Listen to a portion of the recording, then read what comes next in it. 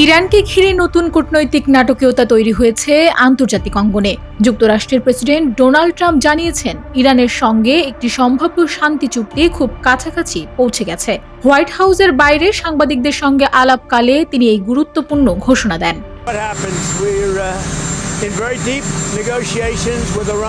ট্রাম্পের দাবি অনুযায়ী তেহরান যুক্তরাষ্ট্রের বেশিরভাগ শর্ত মেনে নিতে প্রস্তুত।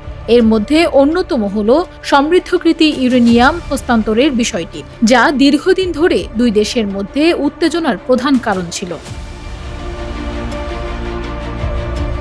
এদিকে যুক্তরাষ্ট্র ও ইরানের মধ্যে চলমান 2 সপ্তাহের অস্থায়ী যুদ্ধবিরতির মেয়াদ আগামী 22 এপ্রিল শেষ হওয়ার কথা রয়েছে। তবে ট্রাম্প ইঙ্গিত দিয়েছেন, এর আগেই একটি স্থায়ী চুক্তি হয়ে যেতে পারে, ফলে যুদ্ধবিরতির মেয়াদ বাড়ানোর প্রয়োজন নাও হতে পারে।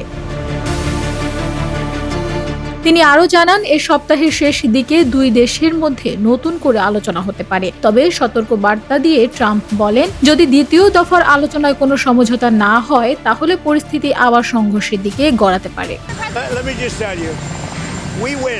সবচেয়ে চমকপ্রদ ঘোষণা হিসেবে ট্রাম্প বলেন, যদি শান্তি চুক্তি সম্পূর্ণ হয়, তাহলে তিনি পাকিস্তানের রাজধানী ইসলামাবাদে গিয়ে আনুষ্ঠানিকভাবে চুক্তি স্বাক্ষর করবেন। বিশ্লেষকদের মতে, এই চুক্তি সফল হলে তা মধ্যপ্রাচ্যের রাজনৈতিক স্থিতিশীলতায় বড় ভূমিকা রাখতে পারে। Desk report, Bangladesh bulletin.